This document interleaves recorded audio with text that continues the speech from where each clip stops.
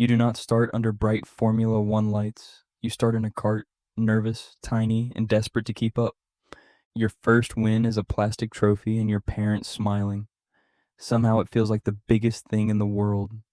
After that, racing stops being a weekend hobby. You think about corners at school and breaking points before bed. Junior racing teaches you quickly that talent matters, but money, timing, politics, and the right people matter too. Your family gives up weekends, holidays, and normal life so you can chase a dream that still might not happen. One bad weekend hurts more than people realize.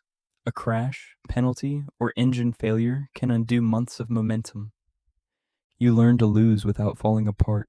You smile for cameras, then sit alone wondering what you missed. You spend hours in simulators, repeating corners until they feel familiar, even before you have touched the real track. The fitness surprises everyone: neck strength, reactions, heat, endurance. The car does not care how talented you are. Formula 3 feels like the first serious doorway. Suddenly, important people watch your lap times and remember your mistakes. You win when it matters, but nobody hands you anything. Every result becomes proof, and every mistake becomes a question. Formula 2 feels brutally close to Formula 1. Everyone around you believes they are one call away from glory. You win a feature race under pressure. The radio explodes. And for once, the paddock says your name differently. Then comes the waiting. Meetings, rumors, polite smiles, and weeks of pretending you are not checking your phone. Your first F1 test is violent and beautiful.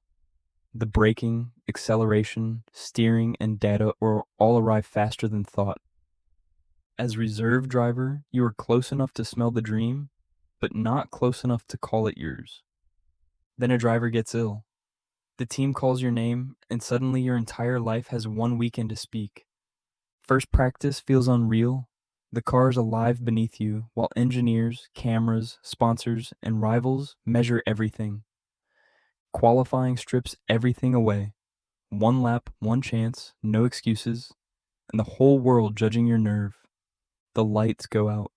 20 cars dive toward the same corner, and fear has to become instinct immediately. Your first proper fight is wheel to wheel. You leave space, hold your nerve, and realize you actually belong here. You score points on debut. The garage erupts, but inside you mostly feel relief that the door stayed open. The full-time seat arrives with cameras, expectations, criticism, and the quiet knowledge that results now decide everything. The paddock looks glamorous from outside. Inside, it is handshakes, pressure, interviews, sponsor duties, and barely enough sleep. During a race, strategy goes wrong. You argue over the radio while still driving faster than most people can imagine. A bad race follows you everywhere. Fans comment, pundits analyze, and strangers decide your future from one mistake. You learn the car like a language. Tires, balance, temperature, and tiny setup changes become part of your instincts. Your first podium feels unreal. Champagne sprays, cameras flash, and you suddenly remember wet karting weekends with your dad. After the podium, people expect more. Yesterday's dream becomes today's minimum, and the pressure quietly changes shape. A championship fight demands everything: sleep, patience, relationships, and every small mistake become heavier than they should be. At the final race, your hands feel calm, but your stomach knows the truth. One start can change everything.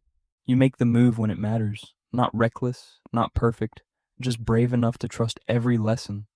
When the flag falls, the noise disappears for a second. You are still the kid from the karting track. Being a Formula One driver was never just speed. It was fear, sacrifice, obsession, and learning to look calm.